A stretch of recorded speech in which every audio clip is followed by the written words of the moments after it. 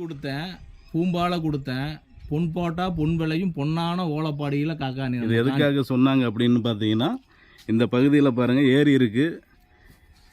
இந்த ஏரியை வச்சு தான் அதை மீன் பண்ணி சொல்லியிருக்காங்க. பாருங்கள், இந்த பக்கம் எதை போட்டாலும் விளைச்சல் வந்துடும். இதை மீன் பண்ணி தான் சொல்லியிருக்காங்க.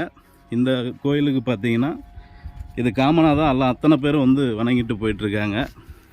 பல தலைமுறைக்கு அப்புறம் நாம் இந்த கோயிலை இப்போ புதுசாக பார்த்துருக்கோம். இவ்வளோ நாள் கண்டுபிடிக்காத இப்போ கண்டுபிடிச்சிருக்கோம். நீங்கள் எத்தனை தலைமுறை கழித்து வந்தாலும் நான் இருப்பேன்டா அப்படிங்கிற மாதிரி பாருங்கள். 7 கன்னிமாருங்க, 7 கன்னிமாருங்க.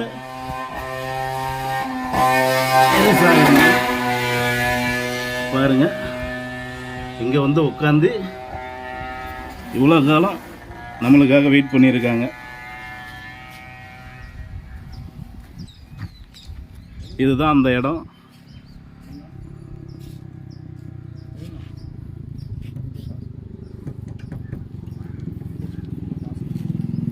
அவர் தாத்தா அந்த முன்னோர்களில் எங்கள் தாத்தா சொன்ன அந்த அடையாளம் இந்த மரம் பாருங்கள். அந்த ஒத்த பனை மரம் இங்கே தான் இருக்குது.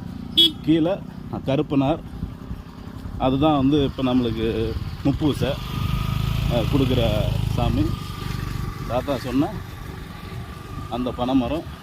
இருங்க, நான் கீழே போயிட்டு காட்டுறேன் உங்களுக்கு தெளிவாக.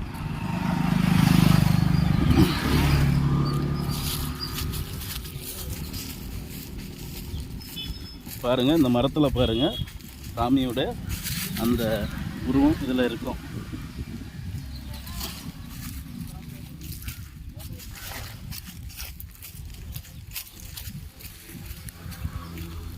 தாத்தா சொன்ன அந்த அடையாளம் இந்த பனைமரம், ஒத்த பனைமரம். இந்த மரம் இது கருப்பனார் சாமி.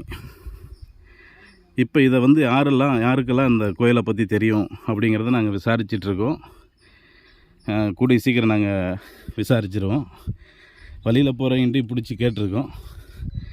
இது யாரோடதுன்னு இன்னும் சரியாக அவங்க சொல்லலை. இது யாரோ கொண்டு வந்து வச்சுட்டாங்க அப்படிங்கிறத மட்டும்தான் சொல்லிகிட்டு இருக்காங்க. ஒரு ஊர் தலைவரை நாங்கள் கேட்குறதுக்கு இப்போ ரெடியாக இருக்கோம். அதையும் கேட்டுட்டு வந்துடும். நன்றி.